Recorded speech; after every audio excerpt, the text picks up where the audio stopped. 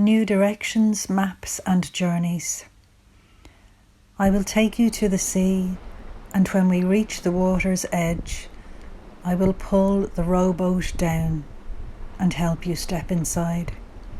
And we will laugh so hard, because this is all so hard. When our smiles subside, we will push out on the waves. You can tilt your face toward the summer sky, reflect your eyes the deepest blue, and dream white horses riding by. And in that way you do. You will tell me not to cry, and then you will remind me this is only for a while. When we reach the line where the ocean falls away, the wind will whip and drown our screams and lift us out of the deep. We will let the waves support us, carry us ashore. On sand of glass and seashells we'll feel pain like nothing before. Each sparkling grain a jagged blade will lacerate our hearts. Our footprints deep behind us will continue to make their mark. We'll turn and look towards the line that divides the sea and sky, and then we will remember this is only for a while. Last journey. Running past the hedgerow, branches claw at her hair. On the beach, the sand and rocks glisten beneath a cold sun. The sound of water laps against the edge of the world, and the wind helps her to the sea's edge. Waves crash against the shore, and she tastes their salt on her lips. She remembers how he walked this beach, swimming into the sea while she watched from the rocks, and she remembers his smile. Sky map. Will you meet me on the other side of now, where there is space to dream as the world upends, where the sky is mapped with possibility, where winds carry the promise of freedom, where we can surf the waves of uncertainty until hope floats us home. Journey by Michael J. Whelan. A pebble is imprisoned like nothing else in the universe. Ted Hughes. I threw it back, the pebble that began its journey as a mountain, crossed the ocean as a boulder, became a rock and found its way to me, into the palms of my hands. Between my fingers and thumbs, titanic pressures examined it. I threw it back, skipping it off the surface without thinking. I stand at the edge of water, remembering the smoothness, the world's rough currents anchoring me to moments, pushed onto shingle by a million tides. It shone like stars. Imagine it. Imagine the sinking, slowly sinking. Darkness. Imprisoned again, like Odysseus.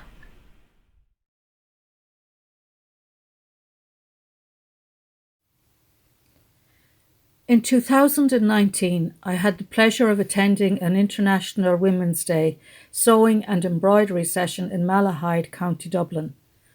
Hosted by Mary Ryan, the morning was organised by the Headford Lace Project, a vibrant County Galway voluntary community group seeking to research, revive and reimagine the story of an almost forgotten local lace-making tradition, which has been traced back to the mid-1700s. The Headford Lace Project have embraced many interesting journeys and new directions. One such connection is Irish Rose's Brideship Glasses, a project by Australian artist Dr. Christina Henry, which aims to commemorate the 4,114 young women who, in the mid-19th century, were given assisted transportation to help regenerate and boost the population of Australia. Mary Goff set out from Ballina Workhouse to sail to Australia on the Inchinnan in 1849, mapping out new directions, new dreaming possibilities.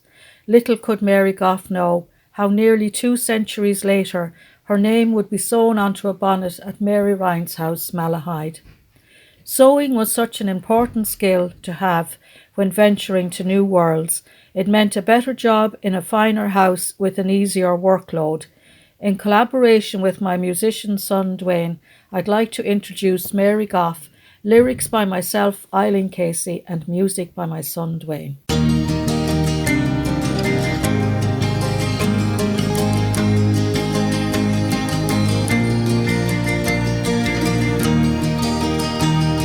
She sailed from Plymouth across an angry sea.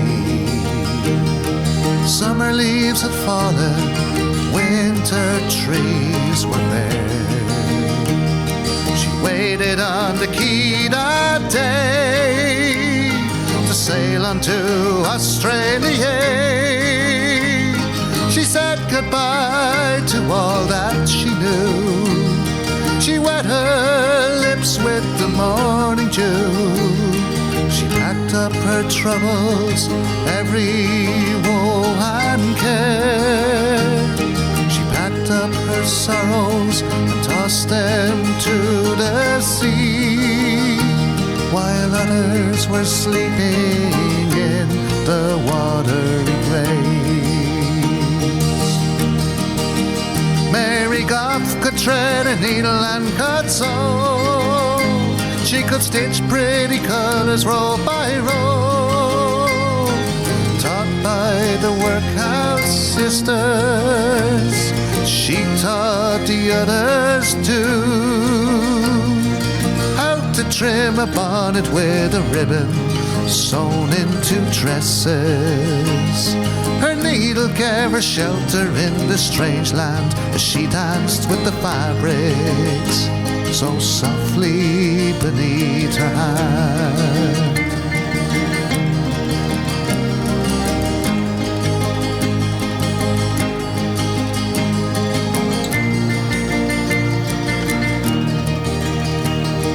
She left behind her mother and her father. She left behind the hungry fields of home. Across angry seas she sailed. The blood was frozen in her veins.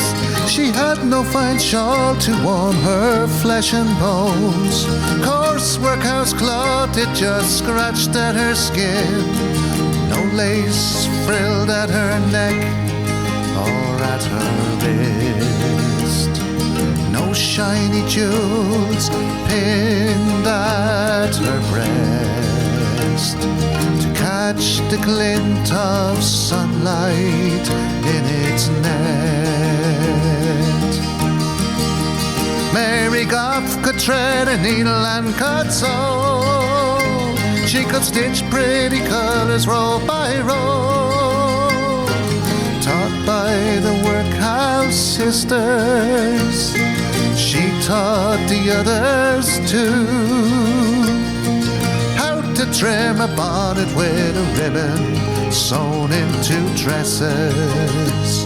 Her needle gave her shelter in this strange land. She danced with the fabrics so softly beneath her hand.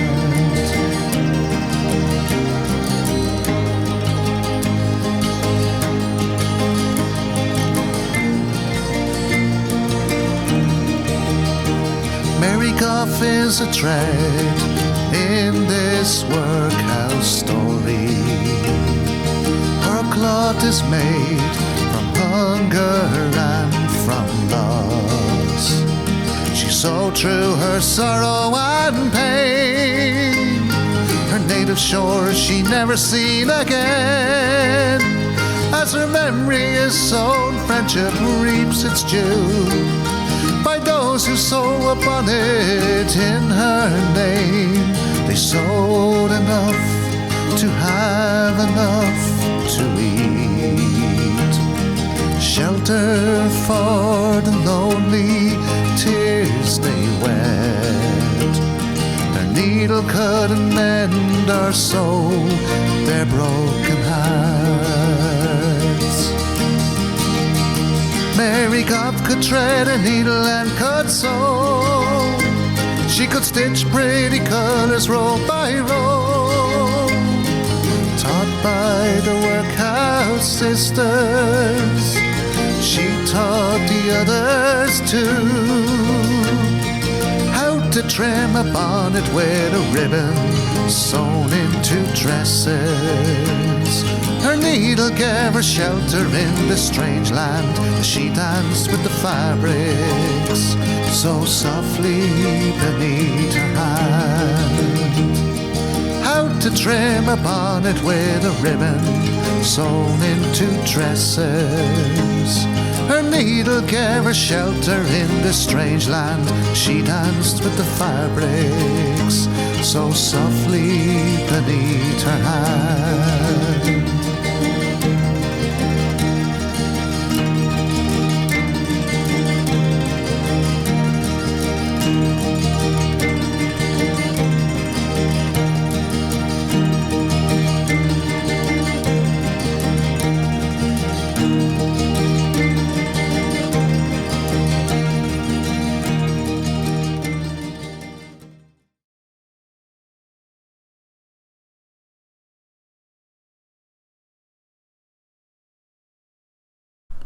This is the route I took, via motorway, national, regional roads, over bridges and flyovers, cantilevered concrete and steel silently holding its breath above rivers of bitumen, asphalt, macadam. Median, wild with the riot of prodigal nature, tempered by barriers, steel, precast concrete, relics of our interference, attempts to create and destroy, to divide and connect, to escape and return to our roots. I searched for you on the road. The streetlights wept in your absence. Tears spilled on the carriageway, rolled off the camber and into the drain, road slick in the light of my searching. An empty bus shelter reflected my shame. Anxiety slid down the embankment onto the roadway. I couldn't stop it. The squirming, desire like a juggernaut on an empty highway, out of control, awaiting the inevitable impact at the dead end. But the road doesn't end. It goes on, cutting the fields into 2, 3 and 4, connecting the outposts of broken endeavours, reclaiming the wilds, imposing order, making wasteland where once there was forest. I know you were there, framed in the sharp edge of pavements, lining the street in perspectives as yet incomplete, where you wait further on, somewhere not yet in view.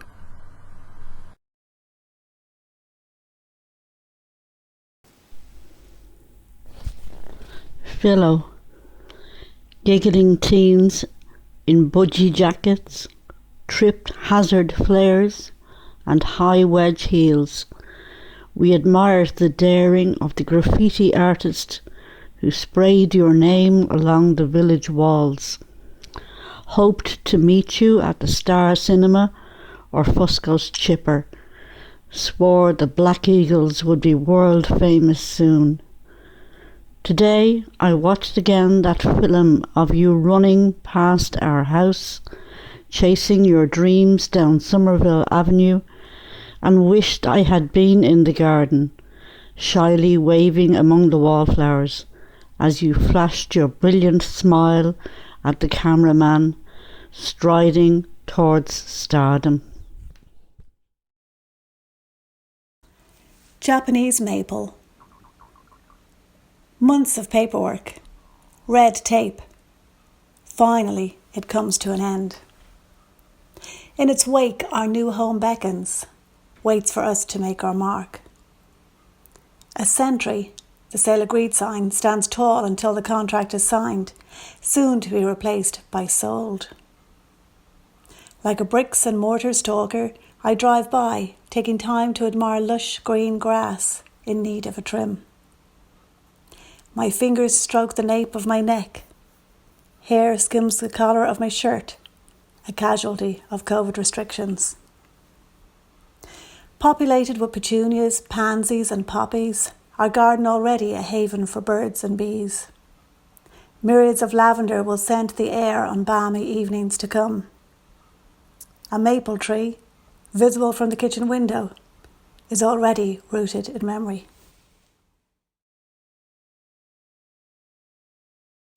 The cycle of life, the perennial autumn festival of leaves, their golden, yellow, red, brown beauty, is a reminder of the beauty of death and resurrection, a gift from God. The colour of death is magnificent this autumn day, as I wander along the pathways and laneways, living my wild and wondrous life. Spring leaves await inside the womb of naked trees, to be born into a new beginning, to continue the cycle of life. New horizons beckon.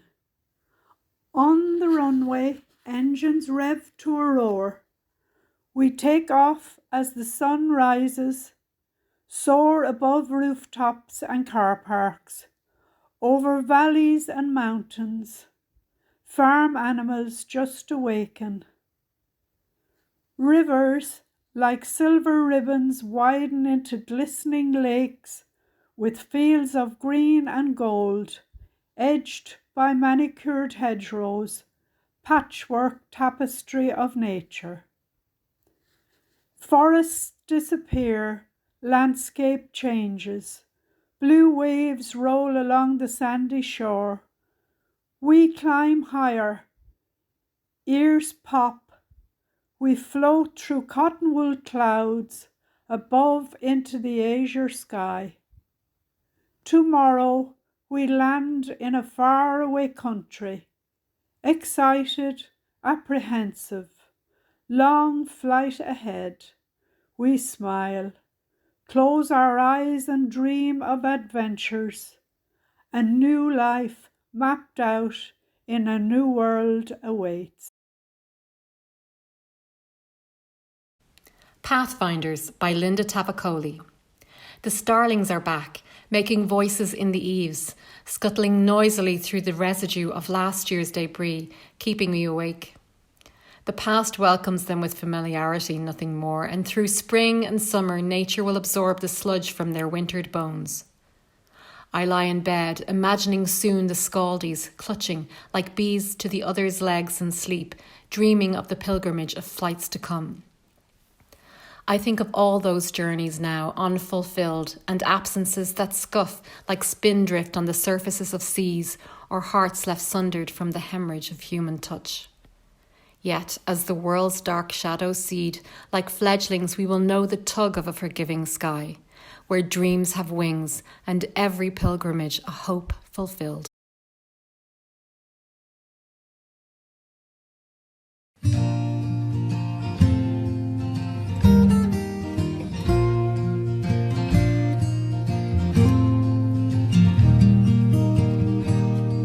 I can hear my heart calling out to me, calling me back home, to that space where only I can be, that I'm not on my own. I've been so long living in my head, where my being is being undone by all those thoughts bothering me that won't leave me alone. How can I find my way to that space where stillness speaks? Who will be guiding me? Will I find the peace I seek? When I was young, life was full of fun, and my days were filled with joy. How I wish I could feel the way I felt when I was just a boy.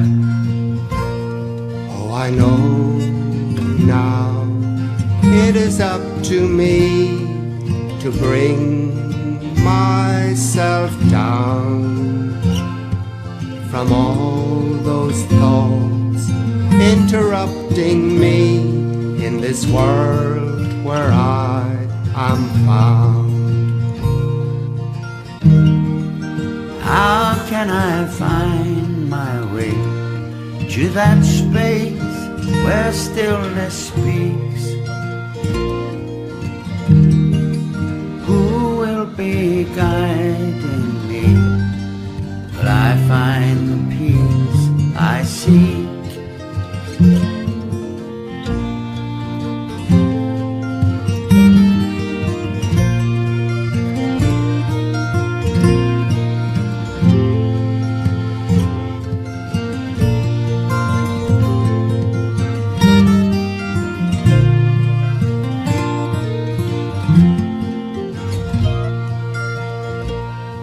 I can hear my heart calling out to me, calling me back home to that space where only I can be, that I'm not on my own.